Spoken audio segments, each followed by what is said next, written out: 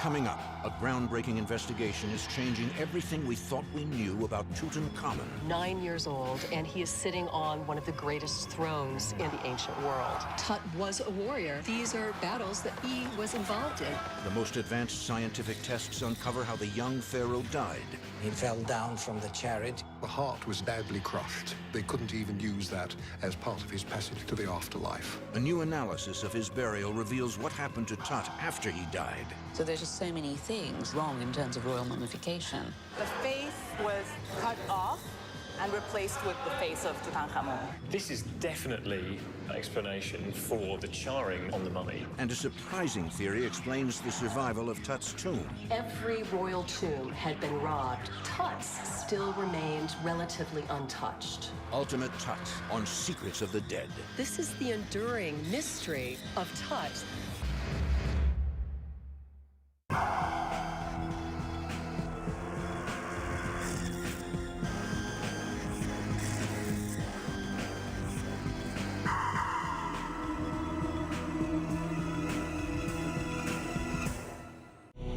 Secrets of the Dead was made possible by contributions to your PBS station from viewers like you.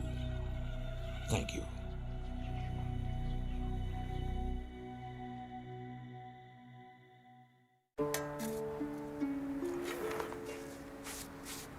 In 1922, workmen stumbled upon the greatest archaeological find in history: the tomb of Tutankhamun, the most famous pharaoh of ancient Egypt. His life and death are shrouded in mystery. Now, Egyptologist Chris Naughton is re-examining the excavation's original notes and photographs. His mission: to reveal the Boy King's ultimate secrets. I want to be able to separate the myth from the real story. I really want to get to the bottom of this. Helping his quest are leading forensic scientists. That is a lot of smoke. This is absolutely incredible. Cutting-edge computer software, and the latest high-tech imaging equipment. In the most comprehensive investigation ever done, the team will reassess the data from every angle. There's a whole new story that has not been seen before. The search will reveal amazing answers to the enduring questions: who was Tutankhamun? Why was his tomb found virtually intact? What makes his mummy unique? And how did he die?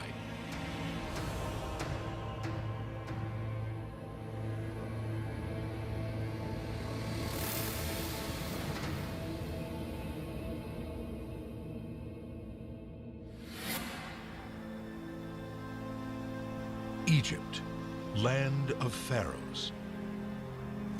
It was here, more than 90 years ago, that Howard Carter made his sensational discovery: the tomb of Tutankhamun. What Carter discovered was worth a staggering sum, nearly $1 billion. The world was enthralled with Egypt's golden pharaoh. Yet nearly a century later, the exact circumstances of Tut's life and death remain a mystery. For Egyptologist Chris Naughton, this enduring puzzle has fueled a lifelong fascination.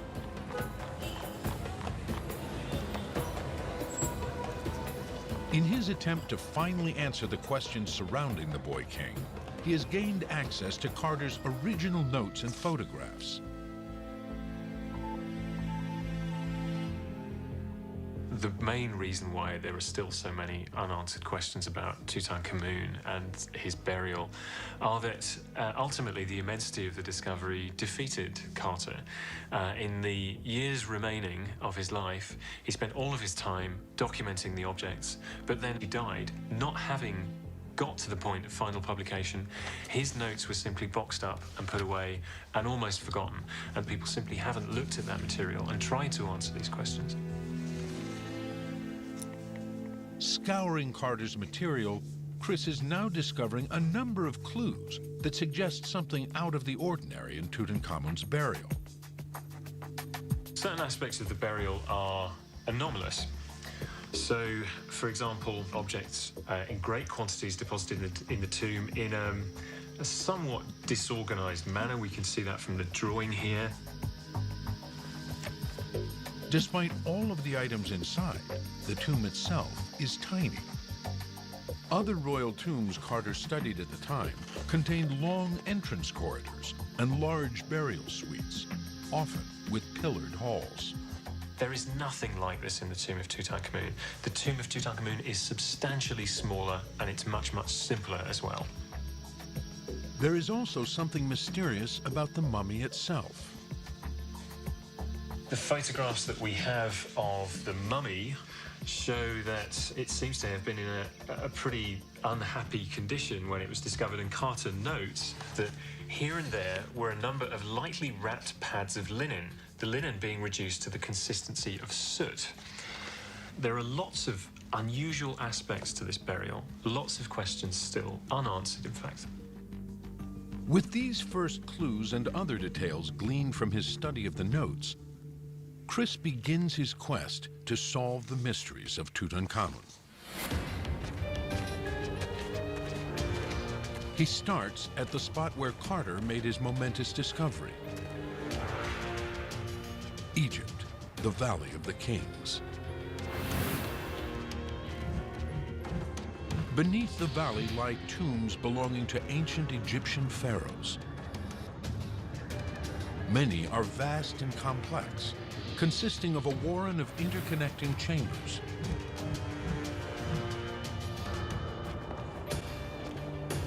Like the tomb of Ramses VI, carved into the hillside just above Tut's tomb.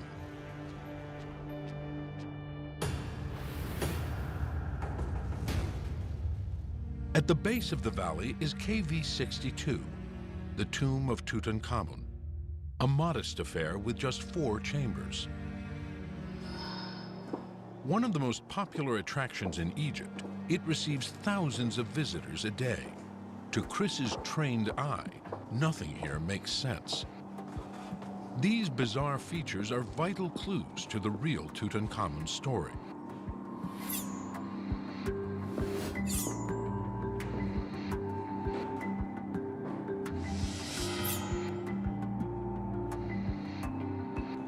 The first thing that strikes you about the tomb is that it's really not very big at all. It's not the kind of size of tomb you'd expect a king to be buried in. In fact, it's a bit more like the tomb of a noble.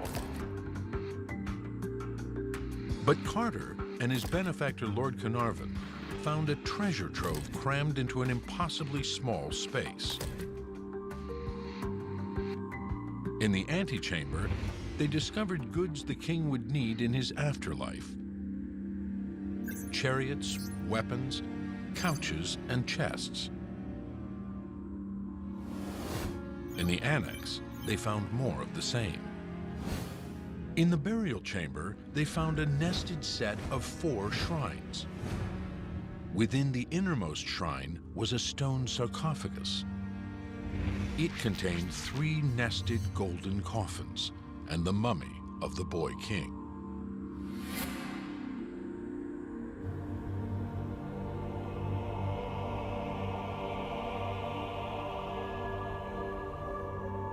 Well, this chink here in the wall was the result of the very large series of shrines being moved into the burial chamber. As these shrines are enormous, there was only 30 centimeters gap between the outermost shrine and the wall.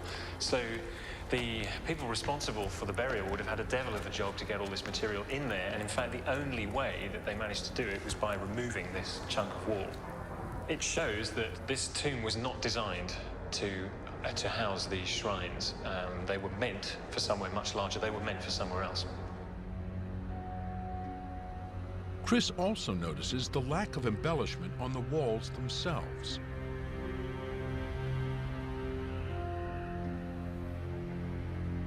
The decoration in the tomb is really very sparse. The burial chamber is the only part of the tomb that is decorated.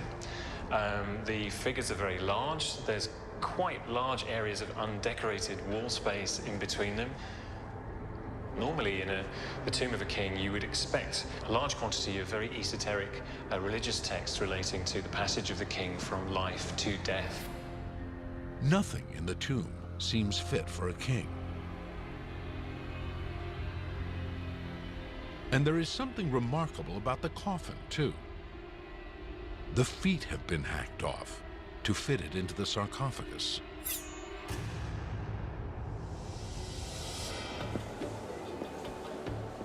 And Tutankhamun's tomb is not the only part of this mysterious burial with a hidden story. Inside the sarcophagus, Carter found the most iconic object, Tut's death mask. But even this treasure has a dark secret, which archaeologists are only just beginning to reveal. To find out more, Chris is meeting with Yasmin Al-Shazli of the Cairo Museum. So this is one of the most iconic objects in the world. People come to see this in their thousands every year, but there's more actually than meets the eye, I gather. Exactly. It's a very famous piece. People look at it for its glamour and they rarely really study it. And in fact, it's only recently been properly studied. Really? If you actually look very closely at the object from over here, you'll see signs of riveting and soldering. Inside the mask, where few people look, is a vital clue for the investigation. Evidence of how the ancient craftsman joined the front face, the image of Tutankhamun, to the headdress behind. You can also see them here, where the face attaches to the Nemes headdress. Oh, you can see that really clearly. Yeah. Right along the line there. Yeah. Right. So these were actually separate pieces. This is not one single thing, right? Exactly. A closer look at the mask shows that the headdress was made separately from the face, using different materials. Other interesting things about this object are that the inlays in the Nemes headdress are made out of colored glass. Right. While the blue inlays and the eyebrows and cosmetic lines are made out of lapis lazuli. Looks very similar. Yes, but actually they're different materials. Different materials, Right, okay. which is very unusual. Yeah, right. Because usually when you have one object and you're inlaying it with a certain color, it's usually you usually use the same material. Yeah. This unusual use of lapis and glass tells Yasmin that the headdress and face were made at different times. Another thing is that the ears are pierced. We know that only women and children wore earrings from the art, surviving art from ancient Egypt. Right. Adult kings did not. Really? Yeah. Right. Whoever buried Tut tried to pass the headdress off as a man's. When this was found in the tomb, the earlobes were blocked with gold leaf. Putting all of these things together, what does this tell us? Okay, the theory is that the mask wasn't originally made for Tutankhamun. Really? And that the face was at some point cut off and replaced with the face of Tutankhamun. Right, okay. So everything other than the face, they belong to somebody else. And it's just that they put his image on over the top, and hey presto, we think of this as being Tutankhamun's, but maybe not. And it was a woman because we know that only women and children wore earrings. Right. Adult kings did not. Really? Wow. The headdress of Tut's famous death mask with its pierced ears was made sometime before the face itself and was originally designed for a woman. Some Egyptologists believe that his middle coffin was actually made for his stepmother, the Egyptian queen Nefertiti. It's a theory that's never been tested until now.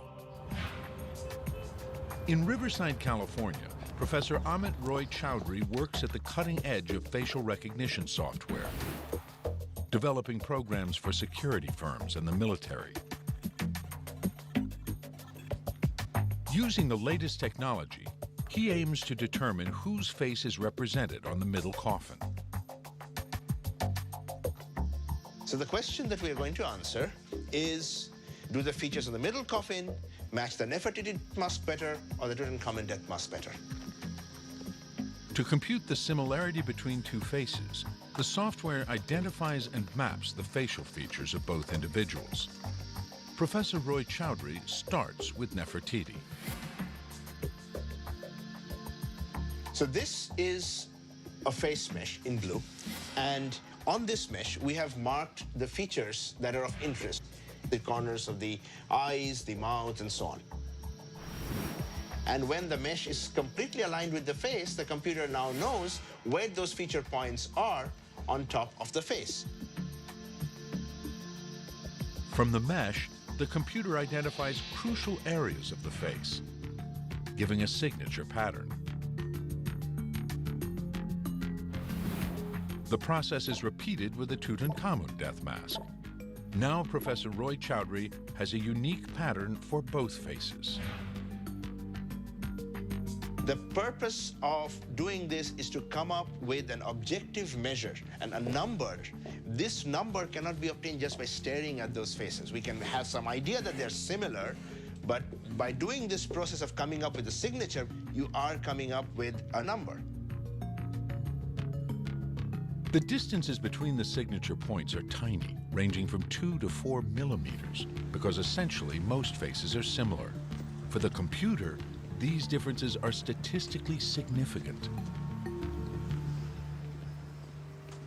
So how does the Tutankhamun mask compare with the middle coffin? The middle coffin shows a 65% or even lower similarity with Tutankhamun, which is what you would probably get if you just take two completely unrelated people. You might still get a 60 to 65% similarity.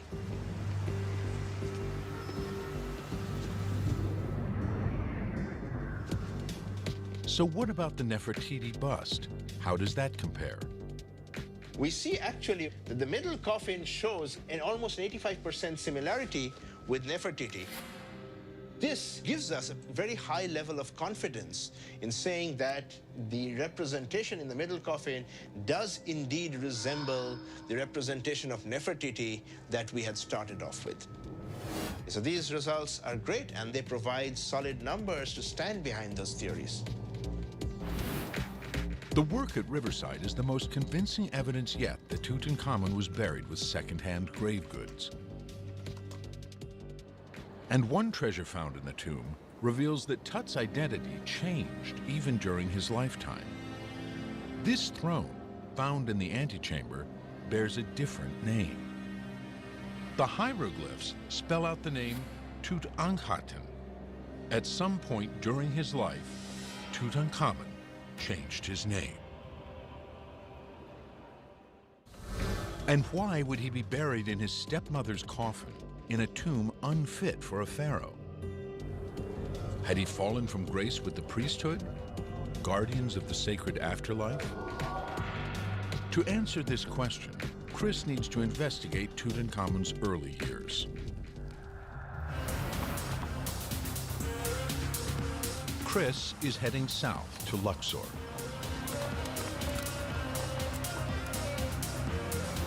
He wants to learn more about Tut's childhood, which coincided with the greatest political storm of ancient Egypt.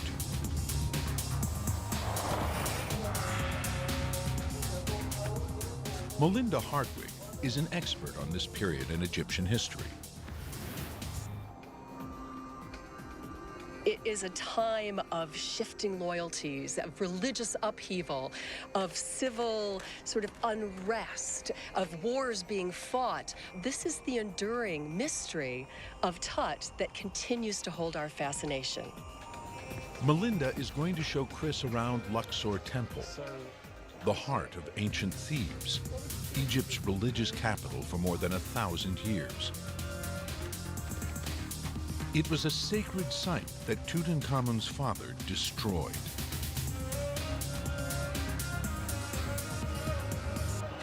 Akhenaten is generally accepted to be the father of Tutankhamun. Right.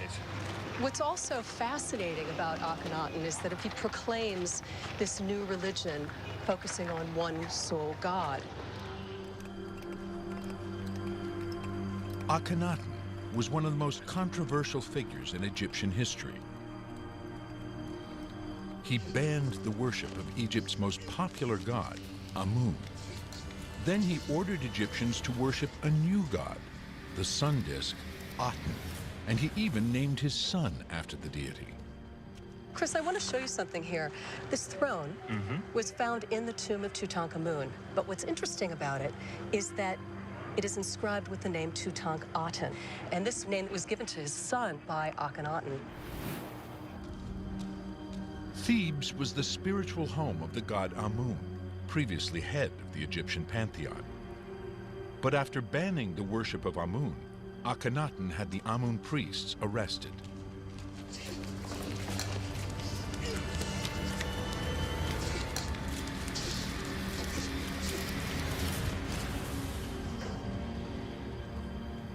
Evidence of this moment in history has been preserved in the stones of Luxor Temple. You can see here, it's very, very well kind of shown, where he completely hacks out the name of Amun. So, I mean, it's clear that it's a vendetta almost against the god. Yeah, absolutely. To create a clean slate for his new religion, Tut's father moved the capital 200 miles downstream along the Nile to a deserted stretch of desert, now called Amarna.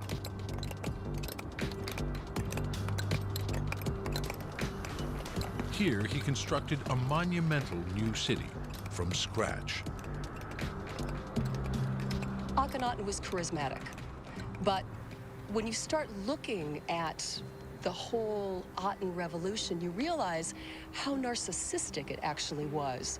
I mean, here you have a king who is really the sole focus of a religion, and that the religion is not only about the Aten, but it's also about the power of the king. In just a few short years, Amarna came to rival the greatest cities of the age.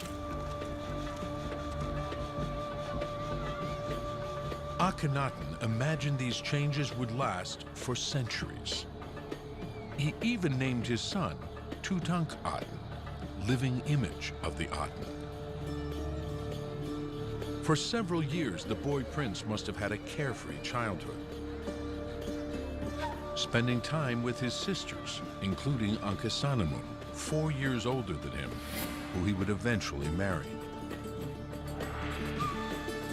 Then his father, Akhenaten, died.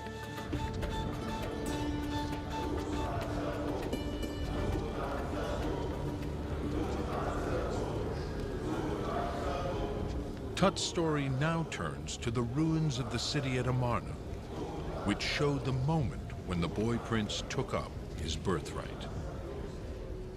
And this signet ring was engraved with the throne name of Tutankhaten, and it was found at Amarna, which would indicate that the king was crowned while he was at Amarna, because he would not have received his throne name unless he was crowned. Okay, so this suggests that he became king while the capital city was still where Akhenaten had wanted it to be. Exactly, exactly. Wow, interesting.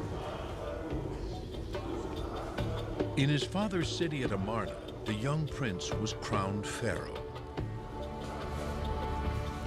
So at the moment of Tutankhamun's coronation, he is all of 9 years old, and he is sitting on one of the greatest thrones in all of the ancient world. That's quite a tall order for a young boy. Absolutely. And things were not going well in Akhenaten's brave new world.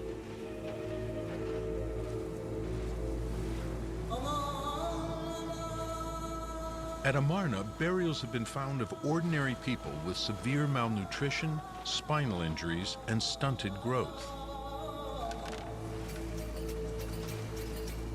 The average age of death was 22. There is even a suggestion the city was struck by a plague. For the rank and file, the experiment in Amarna wasn't working. Akhenaten's dream had become a nightmare. You have to think about this poor little boy. His father's utopia is sort of crumbling around him, and he is watching perhaps a plague coming through Amarna that's taking some of his family members. You You know, this huge burden now rested on his 9-year-old shoulders. And of course, he's feeling isolated. And what else would he do but turn towards his trusted advisors?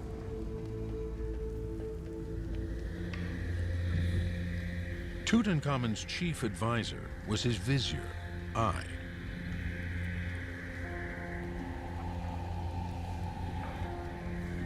I would have been 61 at the time that Tut was crowned king. He served in the court of Amenhotep III. Then he served under Tutankhamun's father, Akhenaten. And then, of course, he is the very, very close advisor to Tut during Tut's life. Egypt is in a state of economic as well as religious turmoil. And so we are pretty sure that I was pulling the strings and really pushing Tut towards this ultimate conclusion, which was the Aten religion did not work. The only way to continue Egypt was to follow the continuity of the old gods. And this is what Tut did. Shortly after becoming pharaoh, young Tutankhamun made one of the defining decisions of Egyptian history. He abandoned his father's city at Amarna and moved the center of worship back to Thebes, modern-day Luxor.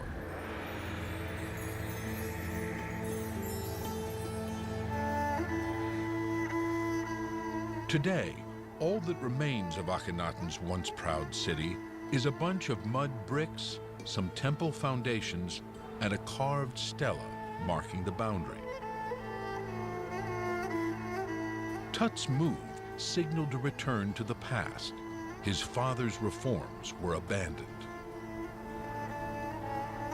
For Tut, it must have been extraordinarily difficult for him to turn his back on what his father had done.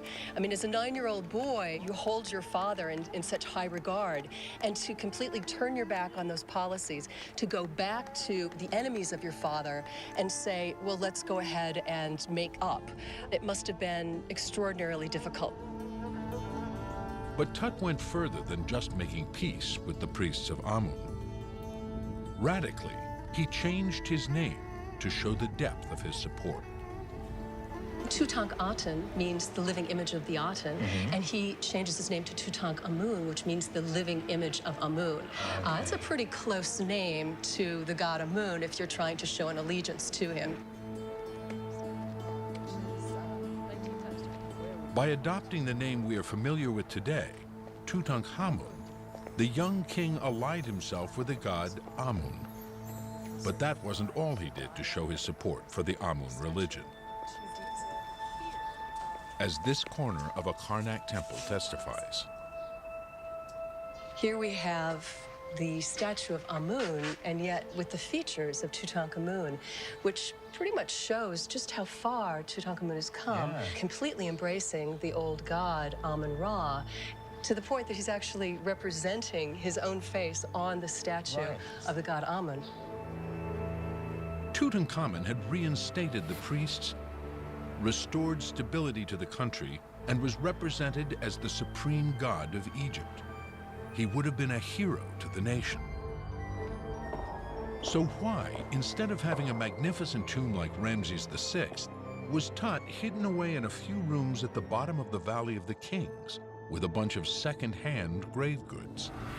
Can his mummified remains provide the answer?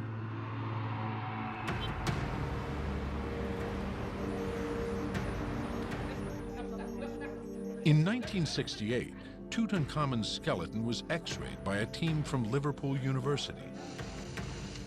To their surprise, they found loose bone fragments inside the skull. They also saw a thinning of the bone they believed was evidence of a brain hemorrhage at the base of the skull. And this could have been caused by a blow on the back of the head, and this, in turn, could have been responsible for death. It appeared Tut was the victim of a brutal murder.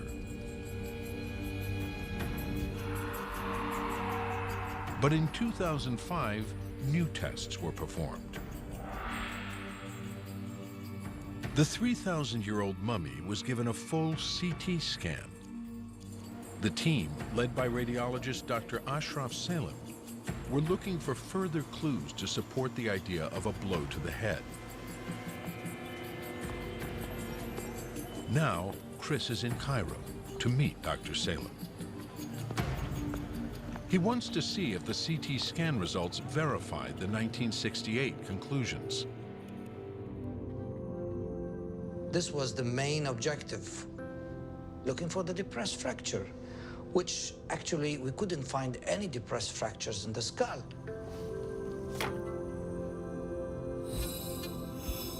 The 2005 team found no evidence of a blow to the head.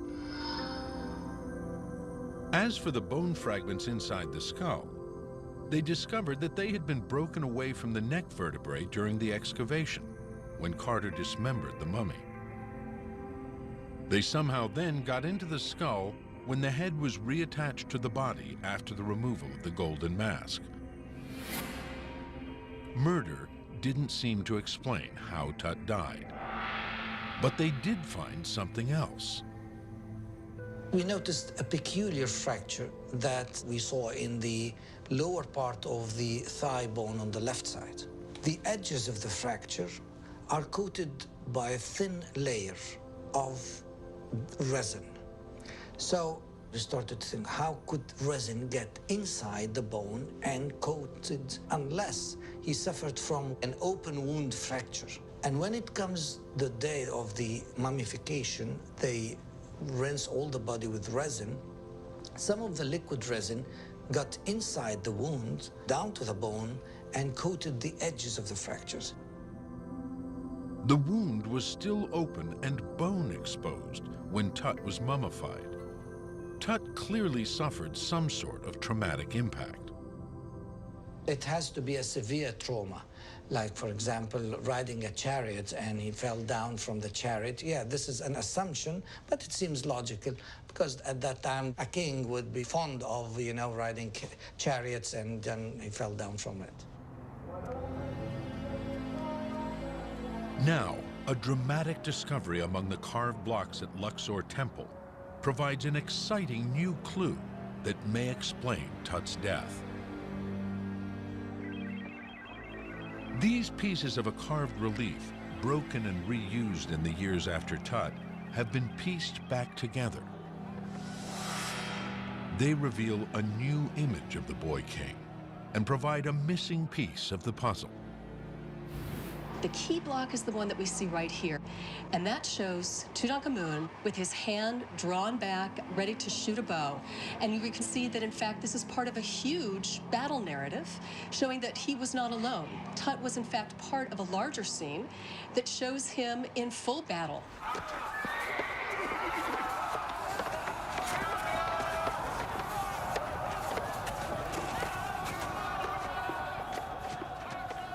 In these reliefs, you see some very specific details, like the hands of enemies that have been skewered through spears, almost like shish kebabs. You can see people falling off a citadel. And in fact, on a boat, you can see the image of a caged Asiatic who is just being literally suspended on the prow of a boat. Right. But what is really interesting about these is vivid details of the battle carnage, as we see here, indicate that these are actually historical events as opposed to more imaginary events.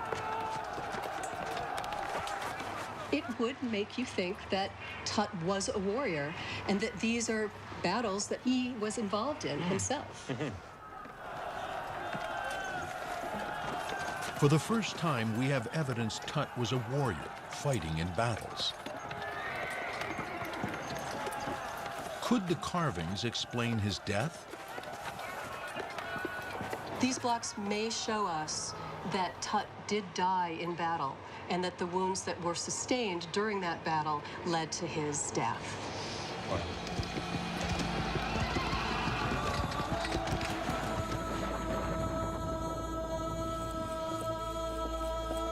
But is there evidence in the mummy to support this theory?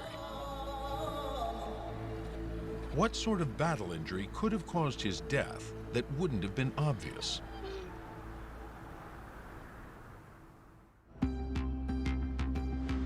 Dr. Robert Conley of Liverpool University worked with the team that X-rayed Tut in 1968. He has recently gone back to the original plates and discovered something extraordinary about Tut's body that seems to have been overlooked at the time.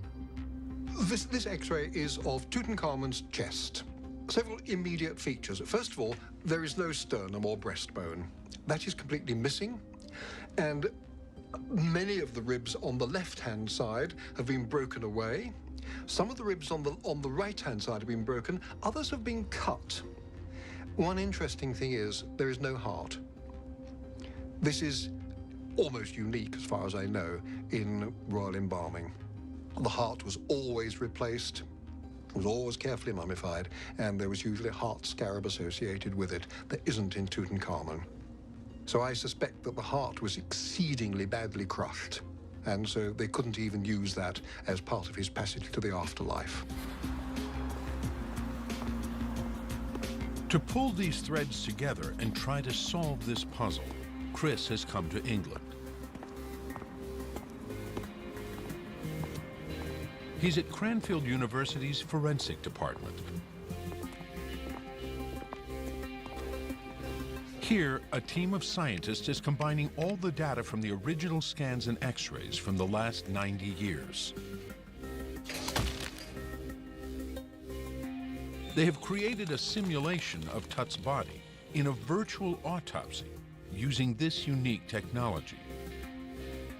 It is a medical image display system. This will aid the most comprehensive assessment ever carried out into Tut's death. And the team hopes to solve the mystery once and for all. This allows us to kind of explore the body as if it was really here. Can we see inside? Can we get a sort of better look at that? Yes, we can do that. We can demonstrate some of the damages for rib cage removed and pelvis removed. Right. Can you explain what's going on here? Where these are missing? I mean, what kind of caused that? How's that happened? So it looks like there's a lot of damage on the left-hand side in particular. We've got really quite extensive damage to the rib cage on the left-hand side, which is where the heart is. Right. But the skull and interestingly, the left clavicle is still intact. We also have damage here. The whole of the left ilium, the iliac blade, is missing. Right. So could I draw on where it should be? This part of the pelvis is missing. Okay, so of course it should match. It should be side, with symmetrical. It's just gone completely. Exactly, yeah. Right. And we have a fracture to his left knee as well, just above the knee. And you mentioned that the heart would be around here. Did you say? Yeah. Shall we draw it on? Yeah. Could we? Okay. So the heart would be about here. Right. And that's right in an area where we've got a bit of damage. The damage is concentrated over that point. Okay. Yeah. The heart actually was missing in the mummy of Tutankhamun, which is very, very unusual. So why would it be? I mean, that corresponds to the damage. Perhaps the heart itself was damaged. It's very likely that if there was serious damage before death and focused on the left-hand side, that his heart would have been damaged. For example, if he received force coming from the front of his rib cage, it's likely that ribs would splinter and could pierce his lungs and possibly pierce his heart, and therefore it could be quite easily damaged. And yes, I would presume likely to be removed by embalmers. Okay. If that hypothesis is right, and the heart was badly damaged enough to have been taken away, it would have had to have been a really serious... The damage would sort of be extensive. So, why is it that all the damage is on this sort of narrow strip here? I mean, what could that have been? I don't know if it's far-fetched, but could it be a wheel running down on that side of the body?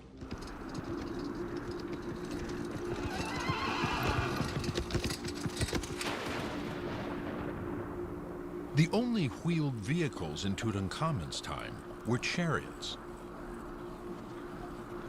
Could a flimsy wooden wheel really cause the damage seen in the virtual autopsy?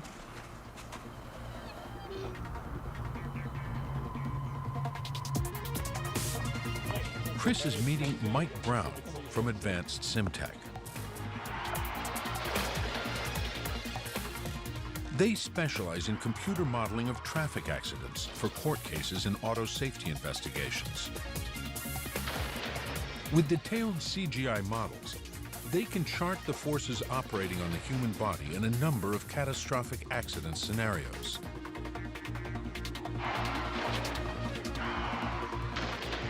The software is the linchpin to this. We use the software to help us understand this initial problem and then to come up with a scenario that would match all the evidence.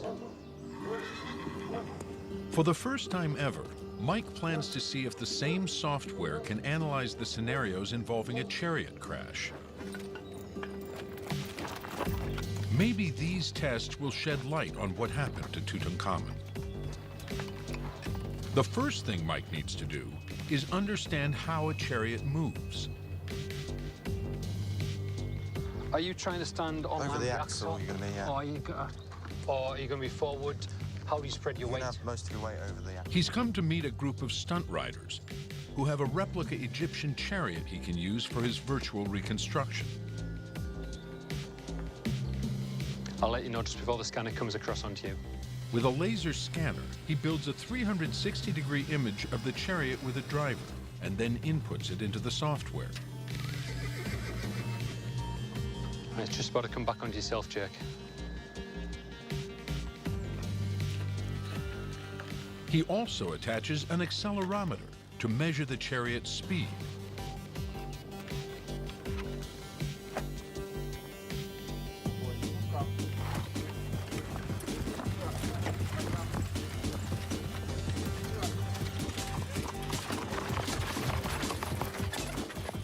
Mike films the movement and records the data as the chariot is driven on a number of different surfaces.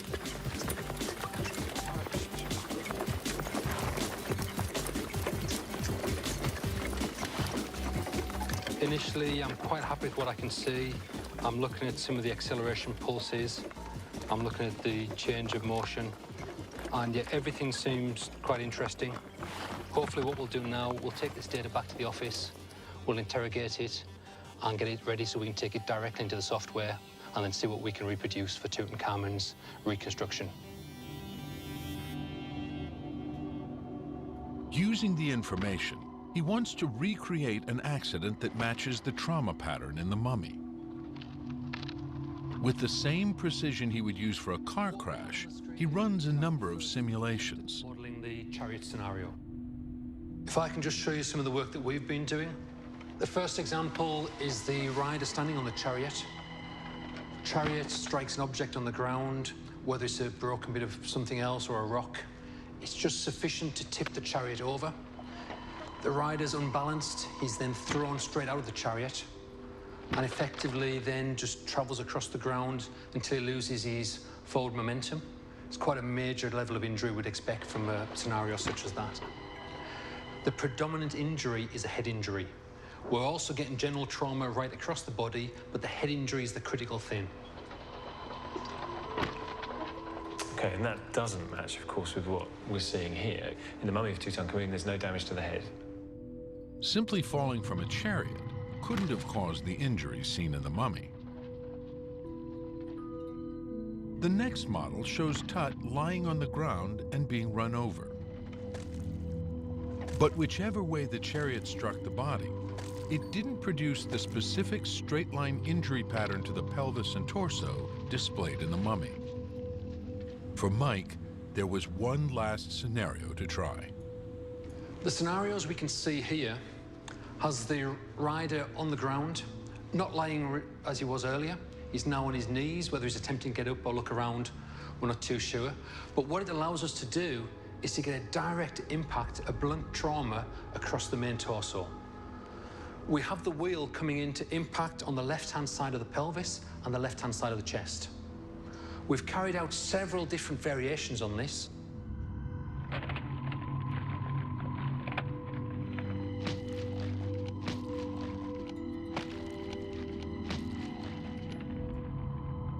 What we're seeing here is the scenario that we believe matches the closest.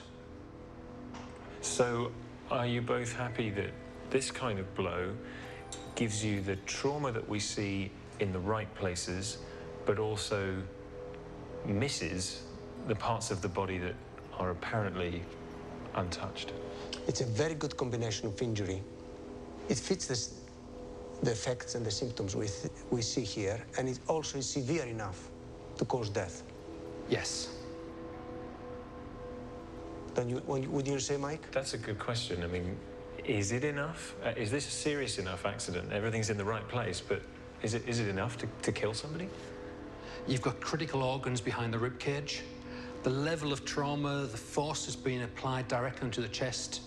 We're compressing the ribs, possibly breaking the ribs, and hence behind there we have the lungs, the heart, organs that are critical to survival. And hence this person in the modern world would be hospitalized and would then need treatment. Mike has produced a simulation that replicates the injuries seen in the mummy.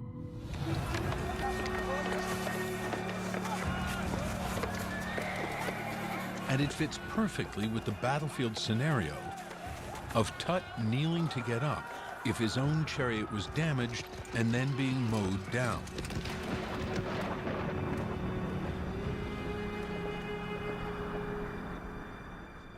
Now, Peter Ziupas wants to do a real-world bone test to see just what sort of damage would be caused by the forces seen in Mike's model. What do we have here, then? This is a drop tower. Okay. So what we've got here is a machine that can move at high speeds. And what we have done here is we have programmed it based on the parameters that Mike has created in this simulation model. Okay.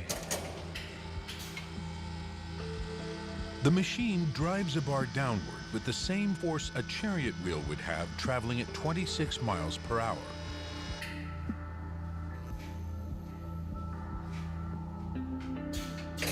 To simulate Tutankhamun's ribs, Peter is using a rack of pig ribs, similar in size and strength to human ribs. Right. Well, that's clean cut through. Pretty comprehensively broken, isn't it? Yes. What would this do to the tissue that's behind the ribs? Oh, we'll perforate through the lungs. We'll go straight through. There's no doubt about it. And so that would be enough to get behind the lungs, say, to the heart? Absolutely. Wow. The results are analyzed by impact trauma expert Ian Horsfall.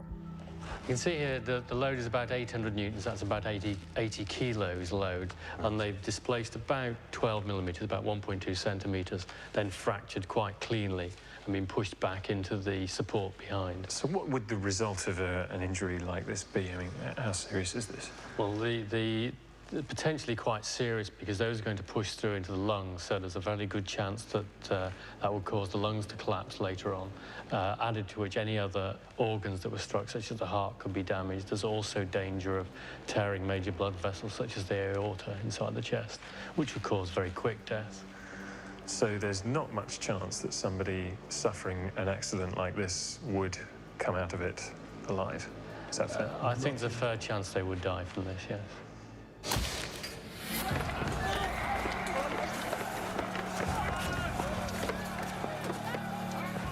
The evidence from Cranfield suggests that Tutankhamun could easily have died on the battlefield.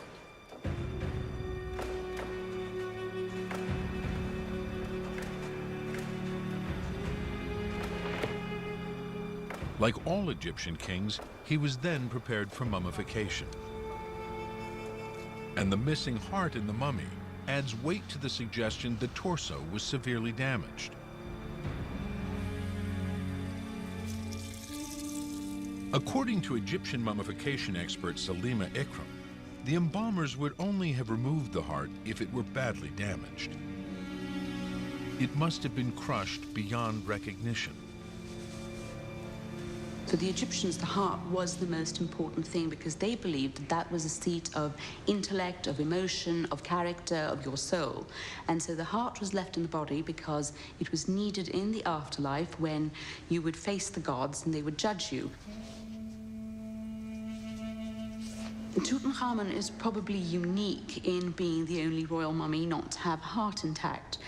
So it is very peculiar that the heart is not there, and it is very significant because this is something, a key piece of your body that you need for survival in the afterlife.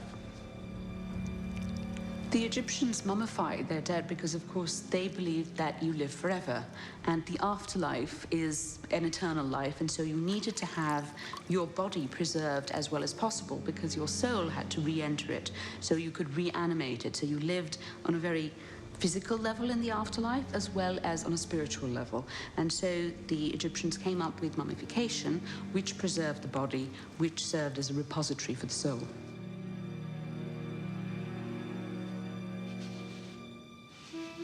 Mummification was a ritual process that involved drying the body with salt, anointing it with oils and resins, and then wrapping it in linen bandages.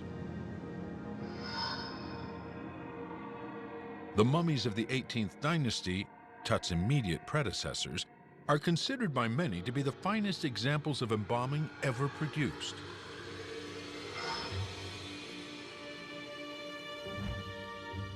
But according to Howard Carter, the mummification of Tutankhamun did not match the standards of the day. Not only was the heart missing, but Carter described him as a charred wreck.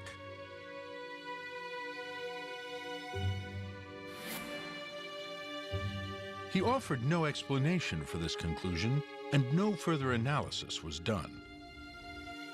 So was Tut's mummy burnt, and if so, how?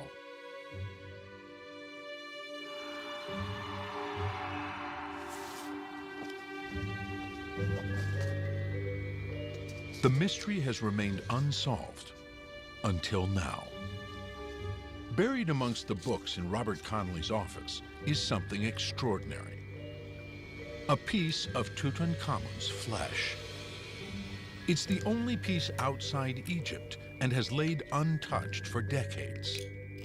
We do have some very, very small fragments of Tutankhamun's tissue given to us in 1968 for blood grouping purposes. Very, very, very blackened, like you see there.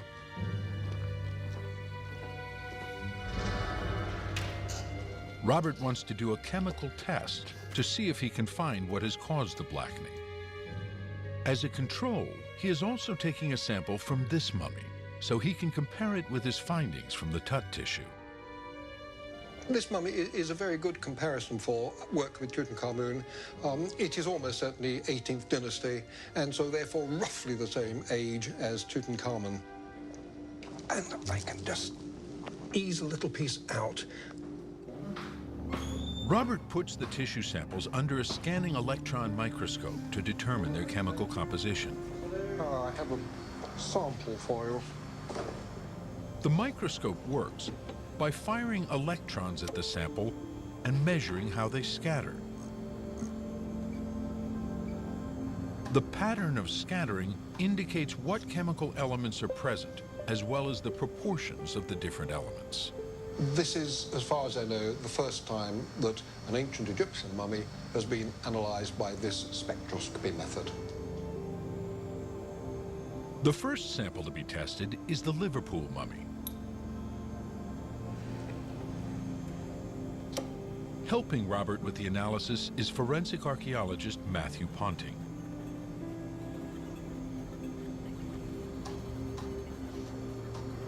We have a major peak of carbon and a slightly lower peak of oxygen, and just some other traces of calcium, chlorine, sulfur, etc.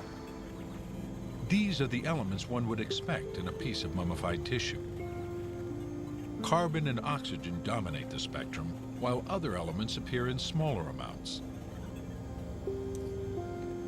The next sample to be tested is from Tutankhamun. This is a fragment of skin taken from the shoulder, and it's very black. So we'll look at the outer surface, see what that's like, see if it in any way reflects the spectrum which we saw from the Liverpool mummy. We'll find out very soon. How's it doing? Nearly there. Oh, there's the carbon and oxygen again, as one would expect. But the major difference here is in the levels of the carbon and oxygen. There's a much stronger carbon peak. Yeah, this is a spectacular peak of carbon, isn't it, really? There's considerably more free carbon present in this sample. This would indeed be consistent with charring of the body during mummification or immediately after the mummification process. Robert has found evidence that the blackening of Tutankhamun's flesh is indeed due to burning. It is possible Carter's team caused the charring. But Robert and Matthew don't believe this is the case. It is true that Howard Carter roasted the mummy of Tutankhamun on a row of primer stoves to get it off the base plate. Not hot enough. A couple of 100 degrees Celsius, I would have thought. But to produce the sort of charring you're seeing on the surface of the mummy, I would have thought you're looking at considerably higher temperatures. 500. Cooking temperatures, if you like. How hot does it have to be to char the surface of meat? Yes, meat. 450 F in an oven.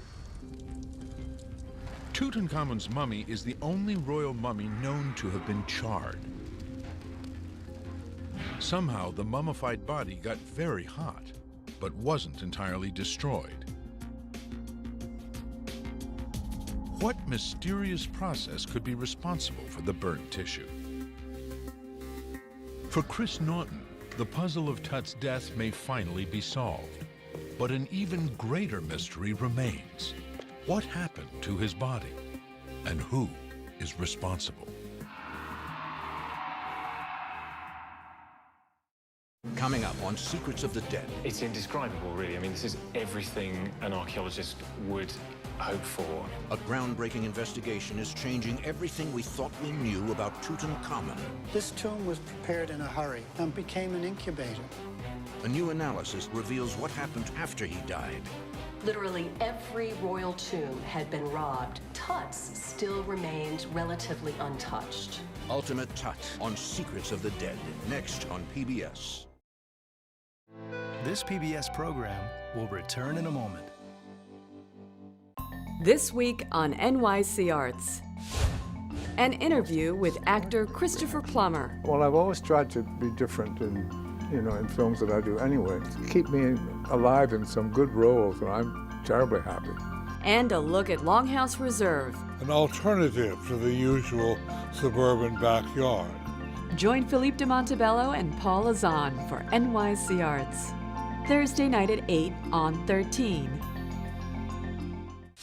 Next time on DCI Banks. This is DI Helen Morton. You're in charge. You're kidding. Helen takes over the team when Alan goes missing. Seems you were the last person to see him, DS Cabot. A murder scene yields a very strange clue. DCI Alan Banks' address. And Alan's search for his brother. I think Roy might be going off the rails. Will have terrible consequences. This inquiry could turn very ugly for you. DCI Banks. Join us Thursday night at 9 on 13. Happy 50th anniversary. Keep up the good work. 13. Secrets of the Dead was made possible by contributions to your PBS station from viewers like you. Thank you.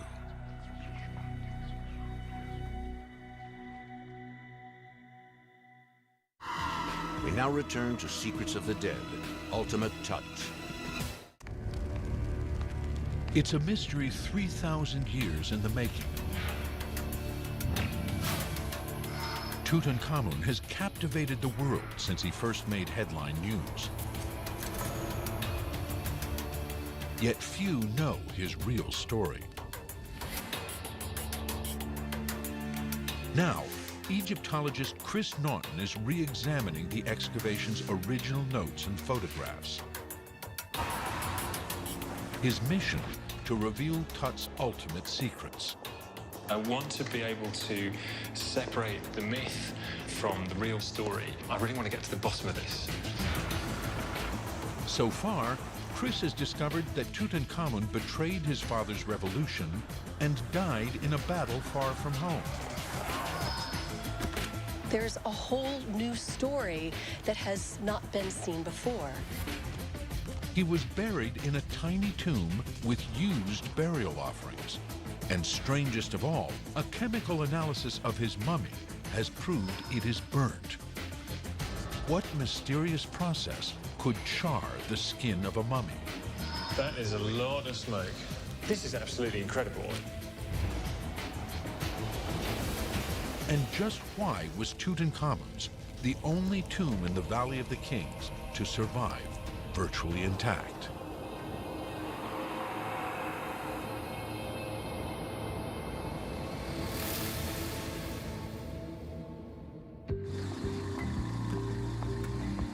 The next step in Chris Naughton's quest to reveal the ultimate secrets of Tutankhamun is to find out what might have caused the mummy to burn. Howard Carter notes the charring on several occasions, describing the bandages next to the skin as like soot and charred powder. But no one has investigated this until now.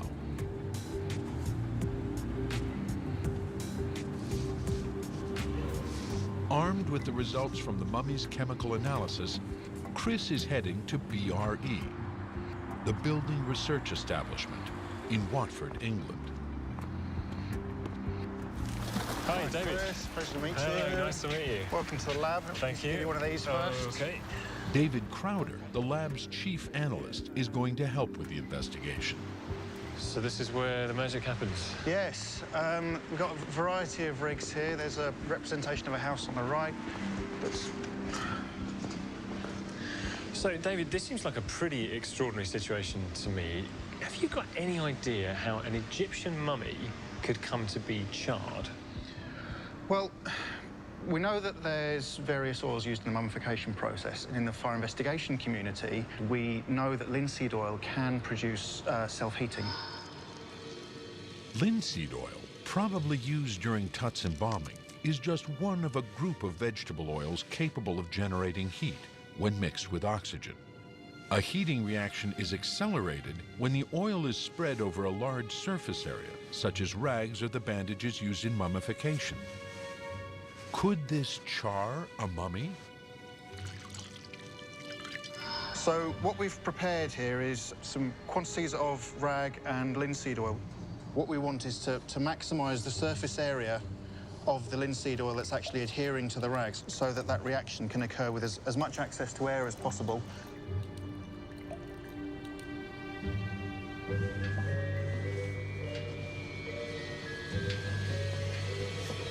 The more the wet oil and oxygen react, the more opportunity for spontaneous combustion.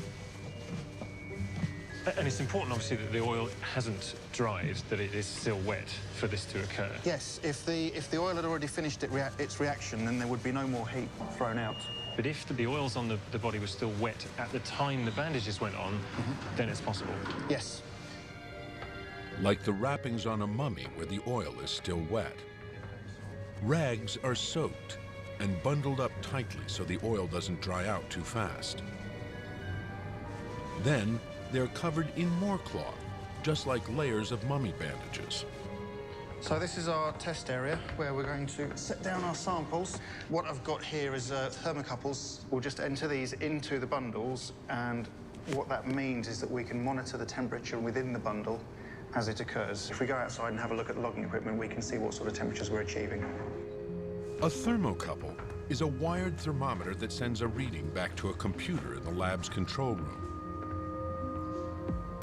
For half an hour, Chris and David watch the readings as the temperature rises slowly. Nothing much seems to be happening with the samples. Then, as the temperature continues rising, smoke begins to appear. The reaction is approaching runaway speed. We've actually got temperatures, as you can see, 324 and nearly 360 degrees in those. So you're kidding me? In that short time? Yes, this has been going We've gone up to over 300 degrees centigrade. That's absolutely incredible. Just the simple process of linseed oil plus wrappings and air, and you sort of sit back and watch, and off it goes. Yeah. Absolutely amazing.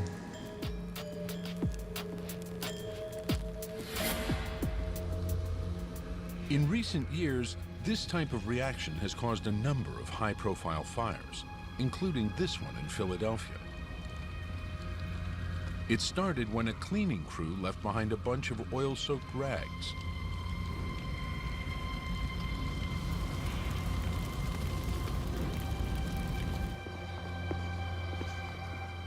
And in Watford, it's time for Chris to actually see the results of David's experiment. Okay, well, it's produced a fair bit of smoke. I think we should leave it a minute just to settle down. We'll leave the door open. Okay. And let some fresh air get into it and let some of the smoke escape. That is a lot of smoke. Yes. And that's all just coming from those 4 samples? That's just from those samples, yeah. It does produce a lot My of smoke. goodness me, wow. I can't believe that those samples are now so hot that they're producing this much smoke. These wrappings in the open air have burnt quickly because there's lots of oxygen. But for Tut, encased in his coffin, the reaction would have been much slower, charring the skin over days or even weeks with little smoke and no flame. For Chris, this is a revelation. This is absolutely incredible. I mean, we can see from this that just the process of oil plus mummy wrapping plus air brings about spontaneous combustion. This is definitely an explanation for the charring that Carter observed on the mummy.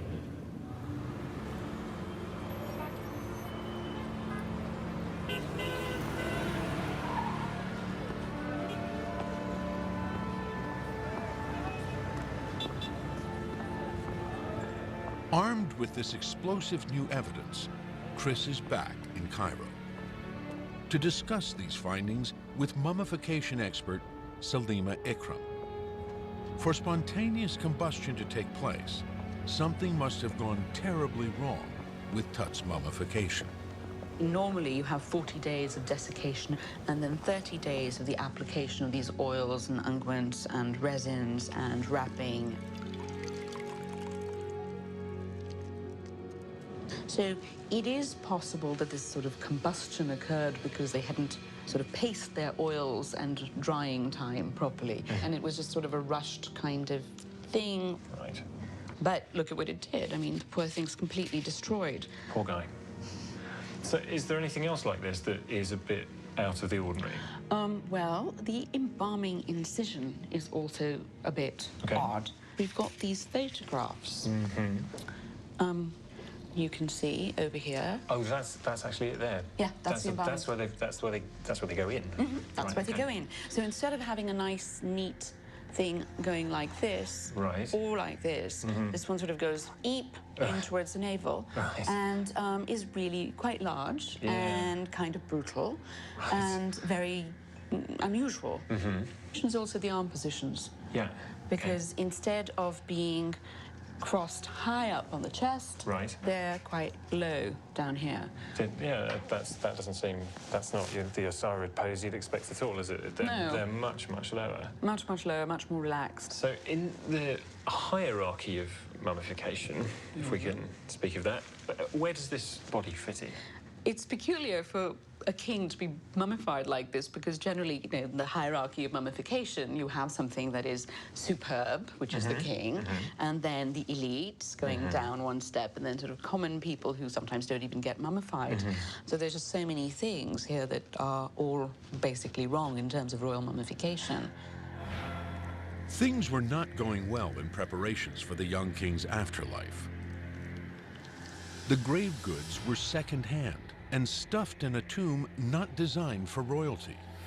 The mummification was rushed. And there is one more clue to suggest someone wanted him in the ground fast. Camouflaged among the crude paintings on the wall of the tomb are mysterious brown spots that appear nowhere else in the Valley of the Kings.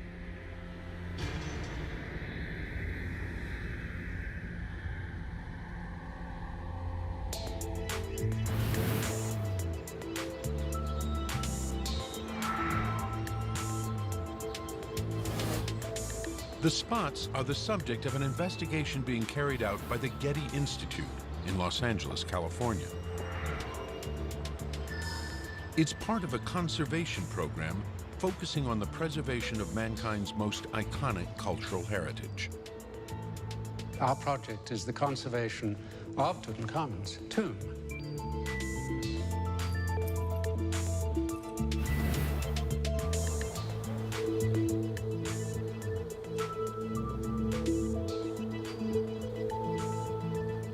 There's concern about the impact of visitors, the amount of sweat and humidity on the wall paintings, on the tomb itself. There had been rumors that the spots were growing, that the tomb was in dire straits. Fearing an infestation, the Getty team analyzed the samples in a mass spectrometer to learn their chemical makeup.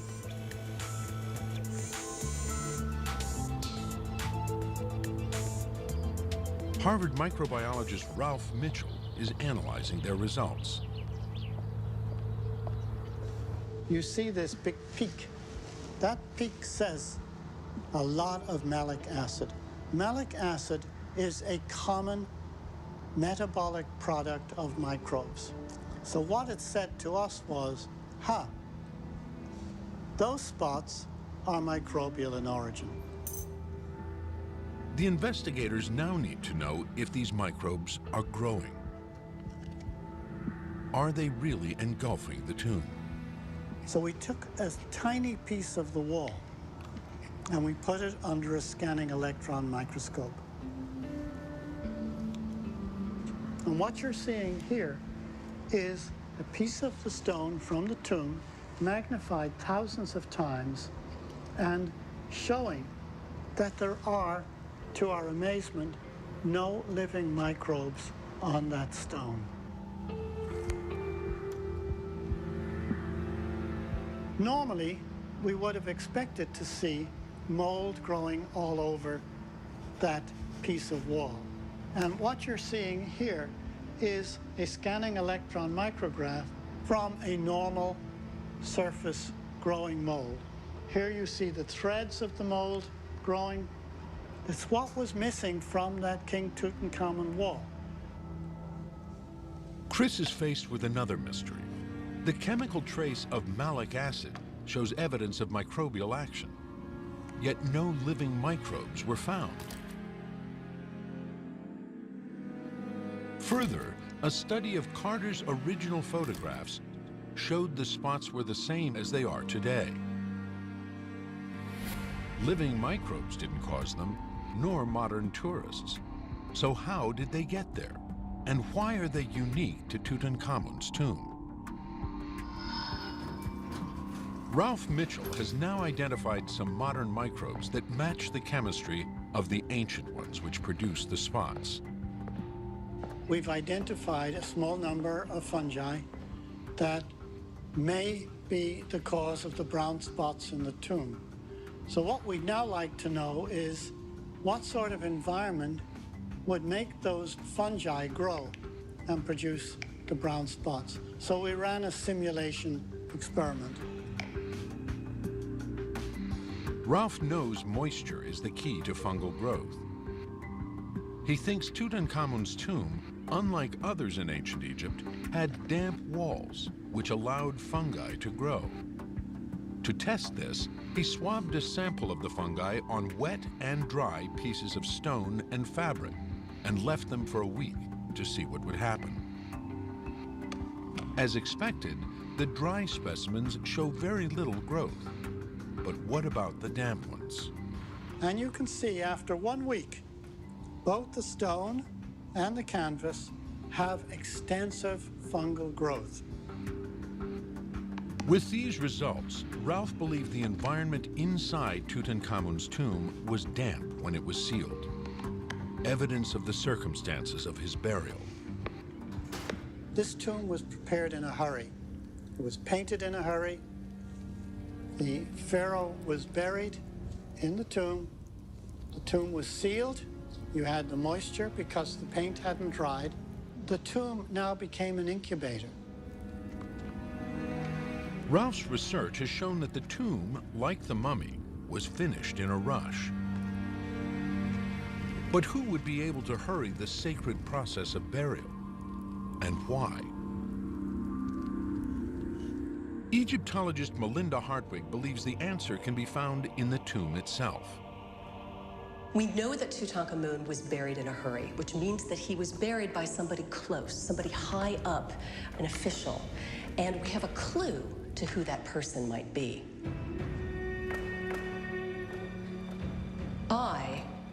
The vizier, is represented here performing the opening of the mouth ceremony. The ceremony was performed with a ritual adze.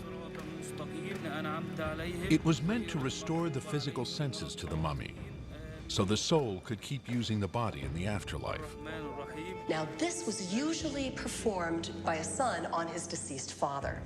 But here, we have the only instance of an official performing this ritual on the deceased king. Likely, it was because I wanted to legitimize his claim to the throne. I was Tut's vizier from the time of the boy's coronation. He also served as an advisor to Tut's father and grandfather. When Tut died, I might have felt it was his turn to rule. But Tut designated someone else to succeed him on the throne. Tut wanted Horemheb, his general, to be his successor. But Horemheb was off fighting war in Syria, leaving a power vacuum. Now, the other thing is that the two children of Tut and Ankhesenamun were deceased. So there was no legitimate successor, leaving a power vacuum in which I could step in. Being vizier meant I could seize the throne for himself, while Horemheb was still at war. You also have to bear in mind that a pharaoh, when he died, would become a god. So on both counts, both living and dead, it was a win-win situation for I to take over as Pharaoh of Egypt.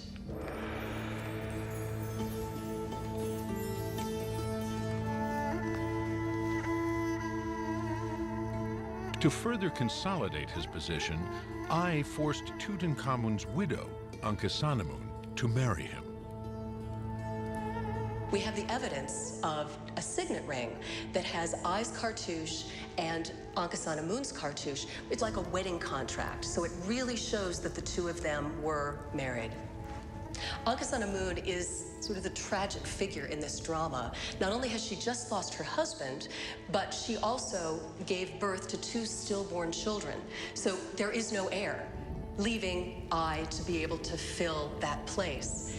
But I'm sure she didn't want to marry a 70-year-old man, and that's exactly what happened. But I did not enjoy the throne for long.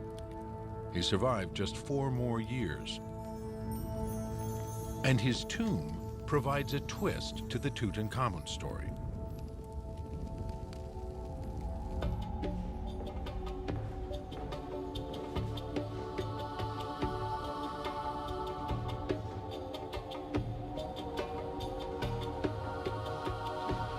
The tomb of I, it's much larger, contains more decoration than we have in the tomb of Tutankhamun.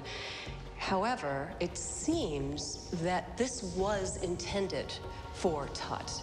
This would have been a tomb that a 9-year-old who was hoping to live a long life would have started. But Tut never ended up here.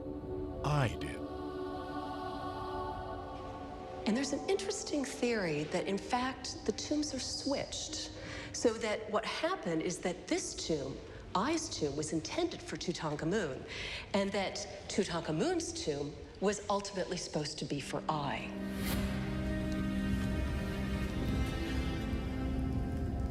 I was buried with all the trappings of a great pharaoh in Tutankhamun's stolen tomb.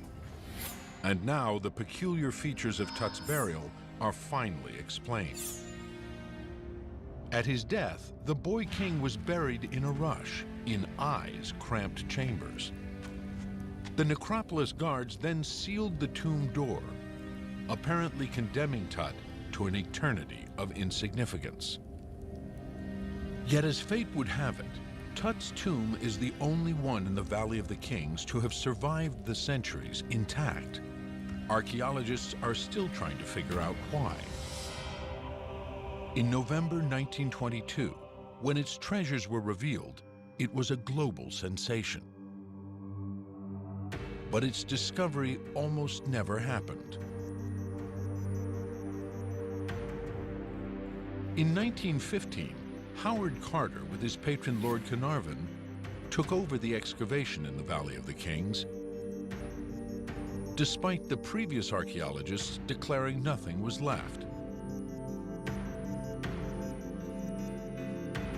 For 6 years, the two dug throughout the valley.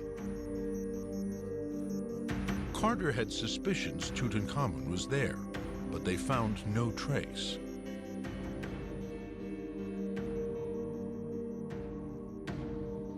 By spring 1921, Carnarvon had had enough. They hadn't really been finding very much. And he called a meeting with Carter and told him that he was going to finish the project. He couldn't afford to fund it anymore. And Carter was half expecting this. And he agreed that he would fund a season out of his own pocket and that Carnarvon would still be entitled to take his share of the objects. Impressed by Carter's commitment, Carnarvon relented and agreed to fund a final season of excavation. On the 1st of November 1922, work began on a new sector of the valley. Well, very early on in the season, they began clearing what became clear was a staircase.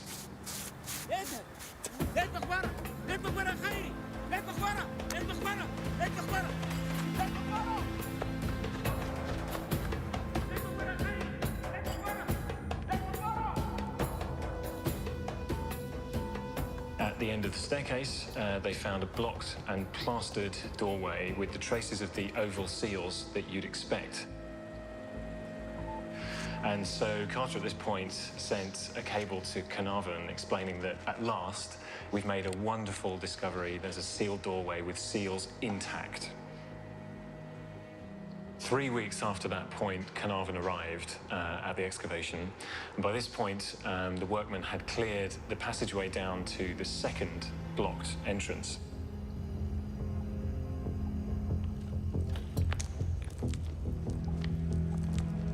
With Carnarvon present, they cleared a small hole in the rubble so that they could peer inside, and Carnarvon says to Carter, "Well, what can you see?"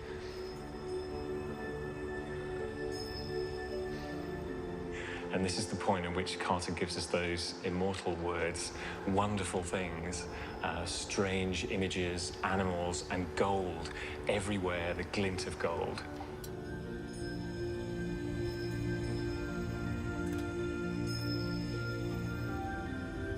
After years of frustration, the pair had literally struck gold.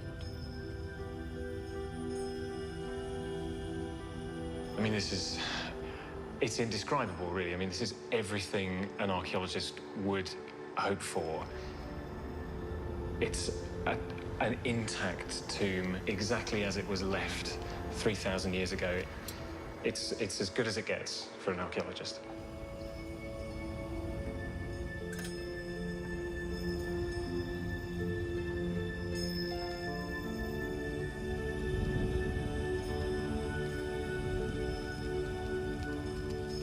The extraordinary find made headlines around the world. Visitors and dignitaries flocked to see the tomb.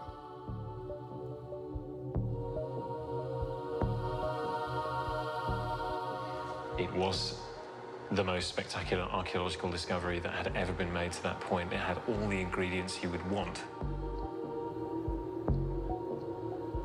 Exotic creatures, gods and goddesses, the most spectacular objects, the most beautiful objects, glinting gold everywhere, as Carter tells us.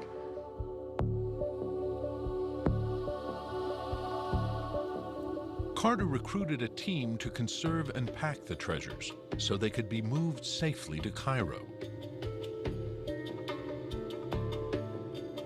There were gilded couches and a glorious throne, treasure chests and models.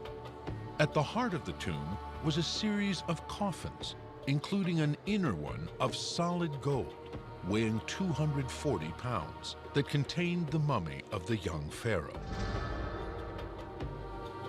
But Carter soon realized the tomb was not as pristine as he'd hoped. Carter realized that some of the material in the tomb had been disturbed, and that this was very significant. So he brought onto his team a guy called Alfred Lucas, who had some experience of crime scene investigation. And in fact, he had got himself a reputation as Egypt's Sherlock Holmes. Lucas identified rather a lot of evidence that the tomb had been raided before Carter got to it. And again, these photographs of Harry Burton's show very clearly the kind of evidence that Lucas was looking at. Some of the objects that were placed inside these chests were clearly intended to have been placed elsewhere, and probably were. Lucas also noticed that in one case in particular, there appeared to be some footprints on one of the chests. Perhaps there's evidence of the people going in there and disturbing this material. And Lucas noticed something else. These are rings made of precious materials inside these linen wrappings, and these were found just deposited in the passageway. So they had gone as far as removing these objects from the tomb proper and then simply dropped them on the floor on their way out, which suggests that they were caught.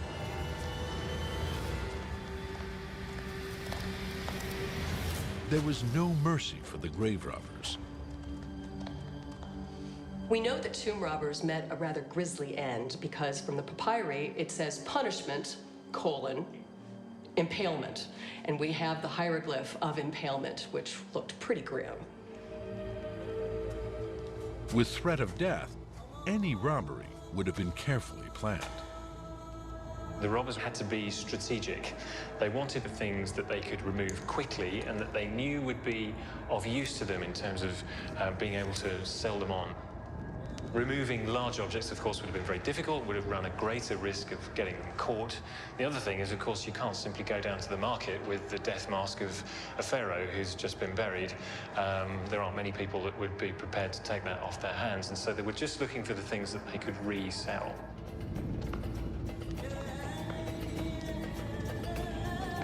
Carter estimated 60% of Tutankhamun's jewelry was stolen, almost certainly by the very workmen who were trusted to build and decorate the tomb.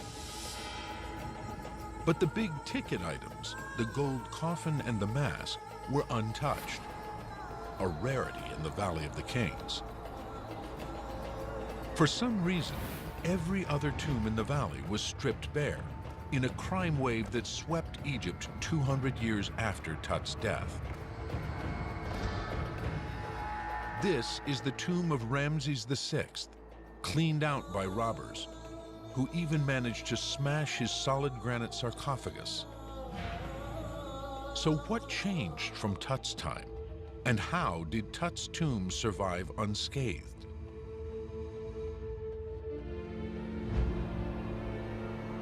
During the 20th dynasty, things really start to fall apart in Egypt. The king isn't nearly as powerful. And then here you have the workers who are operating in the Valley of the Kings, and they're not being paid. And so they have one of the first strikes that we know in history.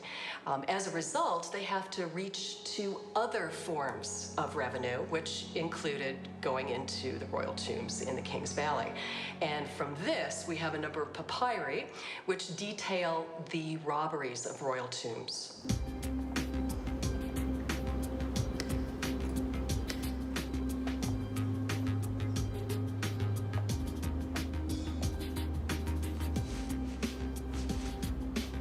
One of these remarkable documents tells of a murderous crime spree during those tumultuous times. Known as the Mayor B Papyrus, it was written almost 3,000 years ago and details a tomb robber's trial in the 20th dynasty. So what does this text tell us? This refers to the tomb of Ramesses VI in the Valley of the Kings. We know from the documents that quite often people are involved that work for the tomb builders community. And Mayor B actually refers to two guys from the workmen's community, and they were actually murdered by the other members of the gang. Amazing. So these thieves would go to great lengths actually to cover their tracks. And do we know anything about what happened to the people who were doing this? I mean, they were obviously caught. Yeah. And then what happens to them? Some of the papyri allude to the punishments that will happen and have happened. So Mayor A refers to people that were convicted of crimes when it talks about put on the stake. So they're actually killed in quite a brutal way. Another part of the document shows the quantities of precious metal the robbers stole. Yeah, so there's an inventory really of the types of objects they took from the tomb, made from metals such as copper, gold, and silver. They're the kind of materials really that these gang members would need to get rid of quickly.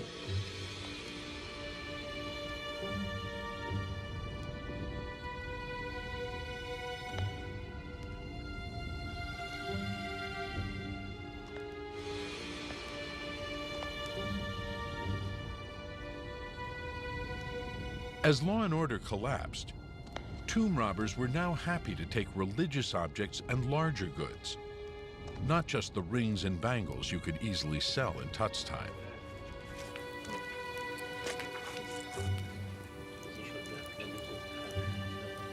The thieves developed a network of contacts among priests and high officials, people who could help them fence the loot. If you had recognizable goods, essentially, gold and jewelry that had come from a royal tomb, it was pretty obvious where it came from. So they had to have accomplices. They had to have officials who were higher up in the ranks in order to sort of launder the goods that they had robbed from the tombs.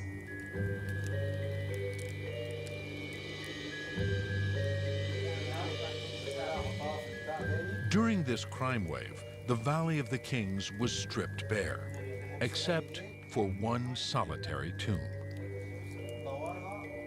What's remarkable is that in this climate where literally every royal tomb had been robbed, that Tut's still remained relatively untouched.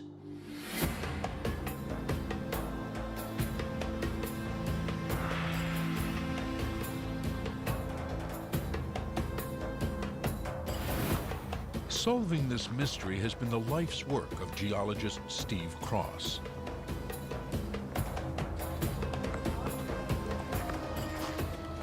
I've been interested in ancient Egypt, and specifically the Valley of the Kings, since I was 8 years old.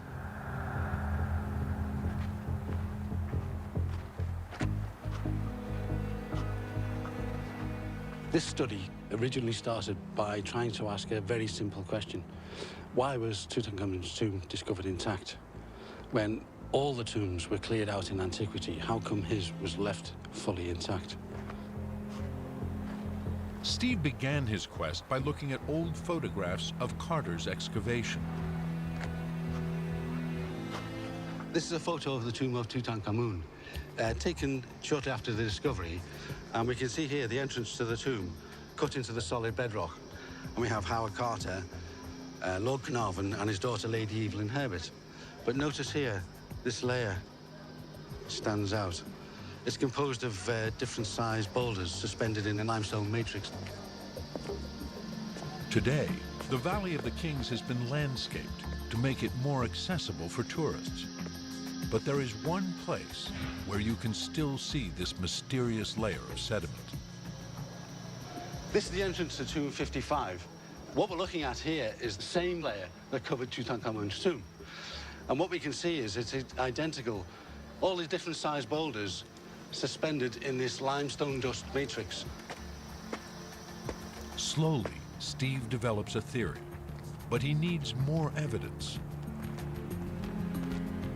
He thought he might find a clue off the beaten track, just above Tut's tomb. What we're looking at here is the foundations of an ancient wall. We call them walls, but they're actually dams. It would have been at least 3 times higher. And what it was for was to stop ancient floods coming rushing down this side body The flood would have come from a waterfall over the cliff there, vertically down, rushing down this way, and round and flooded the valley.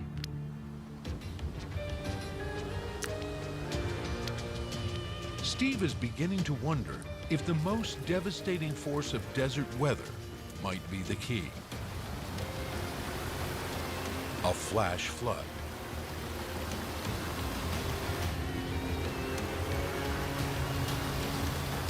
Flash floods here, because the land is so arid, are absolutely catastrophic.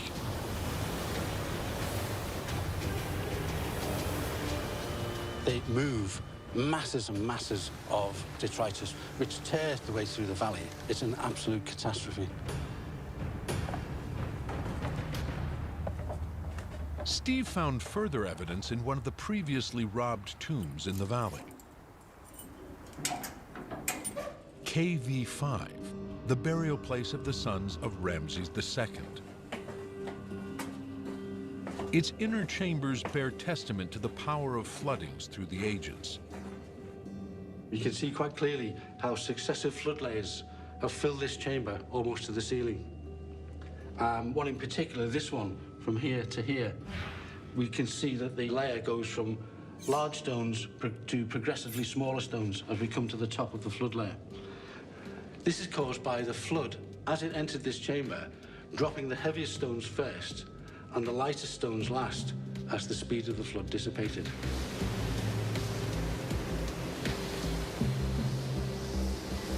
Flash floods in the Valley of the Kings require a specific weather pattern, most common in the autumn.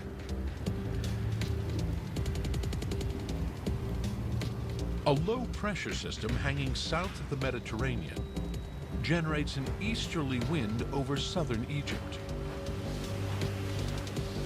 This wind will pick up moisture from the broad waters of the Nile. As the air mass rises over the Theban hills to the west, the moisture is dropped as torrential rain. And that weather pattern is still active today. Here we have the tomb of Ramesses I and Seti I, and you can see that we've built modern walls surrounding the entrance to the tombs. That's to protect them from present-day floods, which will happen again. And we can see over here, Tutankhamun's tomb is right in the center. It's at the deepest part possible in the whole of the Valley of the Kings. The location of Tut's tomb is crucial to Steve's theory. Originally, the tomb was cut into the bedrock below the level of today's valley floor. This is a cross-section of the central area of the valley, based on the 3 different excavation reports. And here is Tutankhamun's tomb, descending down into the bedrock. Above the tomb is 1 meter of flood layer, and on the east side there's 2 meters of flood layer. It's this flood layer, first noticed in Carter's original photograph, that Steve believes is responsible for concealing Tutankhamun's tomb. Right. So what do we know through it when it was built? Yeah. Chris has returned to the Valley of the Kings to hear firsthand the theory of the flash flood. So, Steve, can you just explain to me in a nutshell what your theory is? Yes, certainly. The flash flood at the end of the 18th dynasty, it caused 3 streams to all converge. One stream, flood stream, came tearing down here, another one down there, and a third one past Seti's tomb down here. Okay. All 3 streams collided right here in the center of the valley. Right. When the streams collide, they lose their speed, so they lose the ability to carry the sediment. So they dumped all their load here, right in the center of the valley, and they covered and concealed Tutankhamun's tomb. Right. So the flood layer is just this triangle here, right in the center of the valley. So there's a huge quantity of debris being brought down these 3 channels all at once, high speed, and then all of a sudden they just stop in the middle there. Sediment just drops dead. That's in the correct, middle. yeah. Wow. It's incredible to me to think that somewhere like this, which is visited by thousands of people every day, can still give us new information like this. It's just a case of looking at it in a slightly different way. It's a different science, looking at the valley in geological terms rather than archaeological terms. Right. It's a great theory, but could a simple flash flood really have sealed Tut's tomb for thousands of years? At Hull University in England, hydrologist Tom Coulthard has developed a unique method for modeling the movement of sediment. With a newly developed computer program, he reveals what happened 3,000 years ago with startling accuracy. So here we have the Valley of the King located right next to the River Nile here, and you can see all the fields next to the Nile. And if we zoom in on the Valley of the Kings, you can see we've got this almost sort of pear-shaped catchment here, and Tutankhamun's tomb is located here. And that means that all the water that might land on here from a thunderstorm, from a flash flood, will flow down these hill slopes and congregate in the bottom of the valley, round about where Tutankhamun's tomb is. Now, what we can do within the model is we can simulate this rainfall. So if I click on this button here, we can start to see as rainfall lands, we see water build up, the streams get bigger, and the flow congregates around where Tutankhamun's tomb is here with the yellow dot. So after we've modelled the water, we can then simulate where the sediment goes that would be moved by the water. And that's what we're going to show here. And then as the flood gets bigger and bigger, we can start to see we get a big patch of deposition, big area of green right by Tutankhamun's tomb. And so by the end of the flood, after the flood has passed, we're left with quite a big area, probably about 20 metres by 20 metres of sediment here, that's probably up to 1 metre deep in places. And so there's a really good chance that anything beneath that or on the edges of it, such as Tutankhamun's tomb, could be buried by this. And maybe the beauty of this is that you'd have effectively a valley floor left with what would look like a natural riverbed. So it's almost the perfect camouflage for the tomb. The computer model supports Steve's observations on the ground.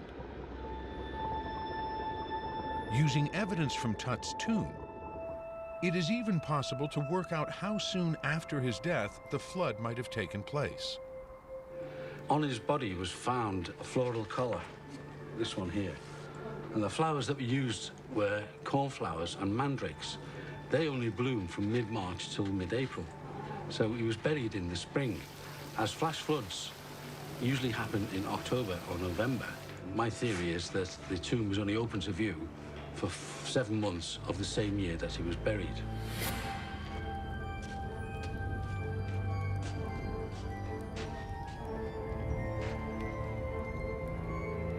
Steve theorizes that during the summer of 1327 BC, the year of Tutankhamun's death, the robbers would have entered his tomb and stolen the easily transported valuables. Soon afterwards, the tomb would have been resealed.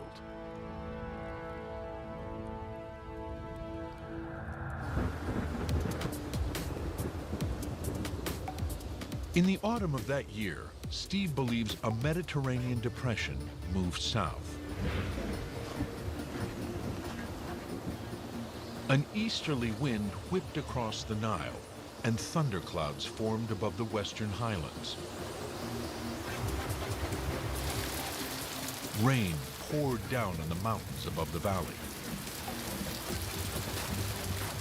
Within minutes, torrential streams formed. In the bottom of the basin, tons of sediment were deposited. Tutankhamun's tomb was sealed, its treasures hidden for millennia. Once the stream has finished and the floodwaters have escaped, the Egyptian sun would come out and bake the flood layer as hard as concrete. So anyone coming along later would think, that's the natural floor of the wadi, there are no tombs underneath it.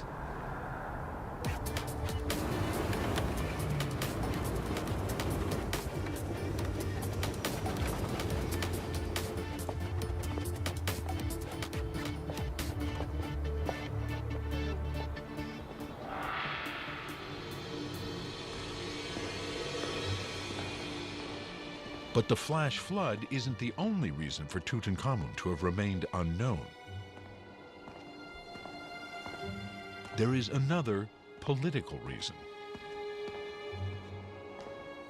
There is one last mystery Chris Naughton wants to solve. A clue is here in the ancient religious center of Abydos. This is the temple of Seti I, with his famous king list, a record of Egyptian rulers from the 1st to the 19th dynasties. This is Seti I, the builder of this great temple, and standing in front of him is Prince Ramesses, his son, who would go on to become Pharaoh Ramesses II. And in front of them is a long inscription giving us the names of all of the kings of ancient Egypt, beginning with Mene in the top left, the very first ruler of the very first dynasty. And then we continue through the names of kings, through the dynasties, and eventually we come out at the end of the second register in the 18th dynasty. And this is where you would expect then to see names like Akhenaten, Tutankhamun, I, but instead it jumps straight from Amenhotep III to Horemheb.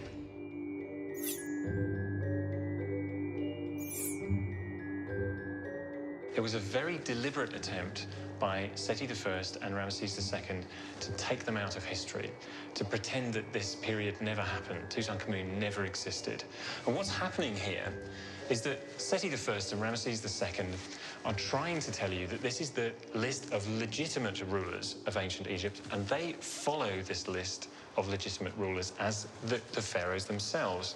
And anybody whose name is not in this list is not considered by them to be a legitimate ruler. And so that includes Akhenaten, Tutankhamun, I. So what they're trying to do is to create an idea that this is a comprehensive list of kings. But these names aren't here because Ramesses II and Seti I don't consider them to be legitimate, and instead they have erased them from history. This is yet another reason why tomb robbers might not have searched for Tutankhamun's grave. By the 20th dynasty, there was no official record of his rule. Well, there is an irony in that for the ancient Egyptians, what they all wanted to achieve was immortality. They wanted to achieve an eternal life. And Tutankhamun's successors did their level best to ensure that this doesn't happen in his case. And yet, thanks to circumstances, he is the one whose name lives on more than any other ruler.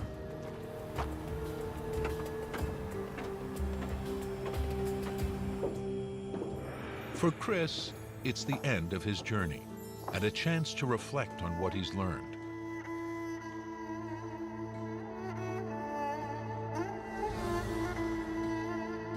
I feel as though I know a lot more about him than I did, and it's incredibly rewarding to have been able to take such a close look at the evidence. I feel closer to him. I feel as though we're a little bit closer to knowing the real person.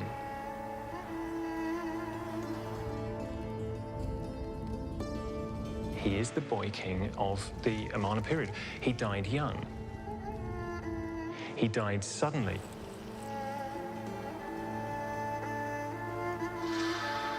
He was interred in a tomb which was never made for him.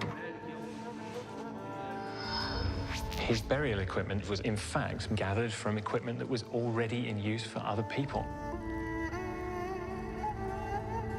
The tomb is then sealed. And thanks to a natural act of God, it's then covered completely. And then very shortly after that, his successors did their level best to erase his name from history. So the evidence then stays in the ground for centuries and centuries and centuries until the point at which Howard Carter uncovers the tomb. And all of a sudden, of course, it's a sensation. And he is the best known figure we have from ancient Egypt. But for Steve Cross, that's not quite the end of the story. Although he's convinced he's answered why the tomb lay undisturbed for centuries, there's another mystery he wants to solve. At the end of the excavations in 2009, I directed 2 GPR scans, that's ground penetrating radar. What that does is sends radar pulse down through the sediments and down through the bedrock, so we can see what's there without excavating. And what the 2 scans showed was, on this side of the excavation, cut into the bedrock, was a flat, leveled area, identical to the leveled area in front of Tutankhamun's tomb. And then in front of the rest house, at a depth of about 8 meters, was a corridor descending, filled with chippings, identical to Tutankhamun's tomb. So could there be another burial just feet from where Tutankhamun was discovered? So what this indicates to me is the floodlight at the end of the 18th dynasty covered and concealed Tutankhamun's tomb. What these GPR scans show is the possibility of another tomb.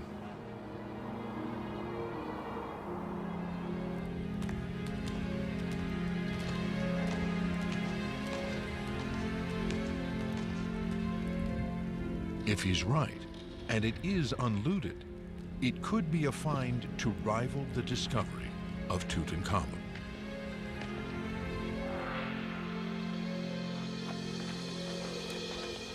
One of the great questions that we have as Egyptologists is there another Tut's tomb? Is there another tomb in the valley that has been left untouched? I think part of being an Egyptologist is holding that hope out, that there is something else to be found. And what is your feeling? Do you think there is one? There are a few tombs to be found.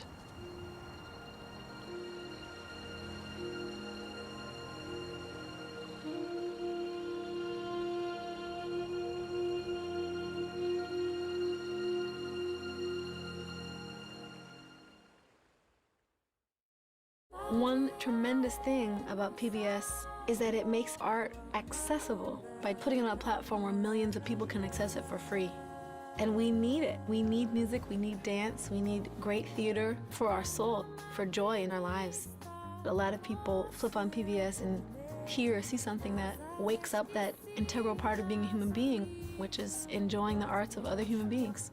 So I'm grateful for PBS as an artist and as a viewer. Turn to PBS for stories that define the American experience. All of this stuff was just erupting. Revealing our strengths. You create a new future. Our struggles. It's very American to say, this is not right. These are our stories. We were so innocent, and oddly enough, we were so American. Our American experience, only on PBS. Secrets of the Dead was made possible by contributions to your PBS station from viewers like you. Thank you.